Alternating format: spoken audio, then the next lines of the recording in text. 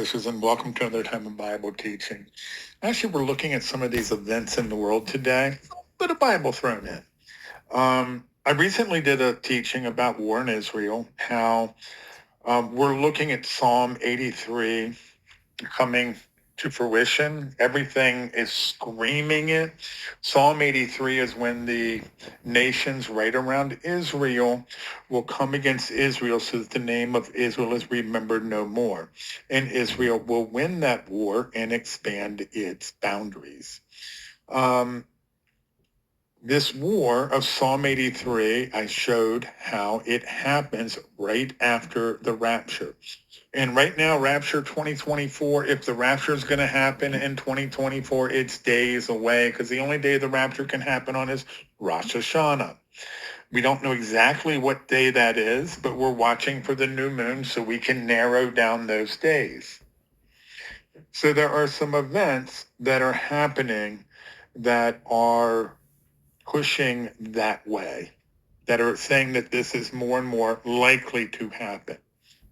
To me, my biggest issue has always been Jordan, or I should say the country I look at has always been Jordan. And several of the combatants found in Psalm 83 are located in Jordan, and Jordan has had fairly good relationships with Israel for some time. You know that Jordan is the custodian of the Temple Mount, although Israel is responsible for the security. With this said, it has been declining over the past over the past year with the war in Gaza, and now the war with Hezbollah, and it's definitely declining. And my understanding is that within the last 24 hours, the ground offensive had started in Jordan, in Lebanon, which is interesting. Now, here's the other thing. Somebody had brought to my attention that the Secretary General of Hezbollah, who was recently killed by Israel, was very possibly a direct descendant of Muhammad. I can't prove it. I've gone online to try to find it. I trust the person that mentioned that, but I can't be sure of that. But I trust the source where I've got it from. Now, with Jordan, we have to understand that the king of Jordan is the 42nd generation direct descendant of the prophet Muhammad. So this is going to spark some serious outrage and make it more likely that this Psalm 83 war will happen. The other thing I'm hearing is just coming out of the White House now is that Iran is preparing imminent missile attacks against Israel. Now, Iran is not part of Psalm 83. Iran is more a part of Gog and Magog, which happens about 3 years into tribulation. But when I see this, what comes to my mind goes to Jeremiah 49. And there is a prophecy here against Elam, or a judgment on Elam. Elam is an ancient kingdom. It's part of the 70 nations, how God sees the world. That's back in Genesis 10, I believe.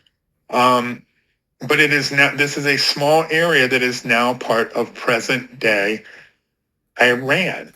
And it is where the Fordow nuclear facility in Iran is located. And as we read this, the word of the Lord came to Jeremiah the prophet against Elam. In the beginning of the reign of Zedekiah, the king of Judea, saying, "Thus says the Lord of hosts." Ding, ding, ding, ding. End times prophecy, Lord of hosts. "Behold, I will break the bow of Elam, the foremost of their might."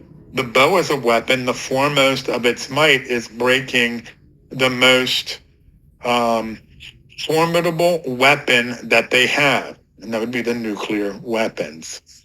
"Against Elam, I will bring the four winds from the four quarters of the earth." That talks about destruction coming.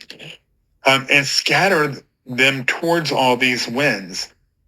There shall be no nation where the outcast of Elam will not go. When I read that, I'm thinking nuclear. Everything is just contaminated. Get the people out of there to some other countries where they will be safer. Anyhow, this just is, to me, is just an oh my goodness, wow kind of thing. If the rapture happens, Psalm 83 has to happen beforehand. This prophecy in Jeremiah, when it says the Lord of hosts, we see that in a lot of places where events take place before the rapture. It doesn't say in that day. This is the one thing that I can't say this is definitely part of Gog and Magog. This definitely happens during tribulation. I have never been able to put a finger on this one and thought that this could be a trigger that does trigger the rest of the nations to attack. And it's also the whole thing with the Secretary of General from Hezbollah possibly being a direct descendant of Muhammad, and the leadership, the kings of Jordan being direct descendants of Muhammad, definitely makes Jordan's involvement in this more likely. And again, in order for prophecy to be fulfilled, all of the Psalm 83 nations have to attack as one. If you leave somebody out, it's not prophecy. God doesn't almost do it. He nails it when it comes to prophecy. Thank you for watching. God bless you.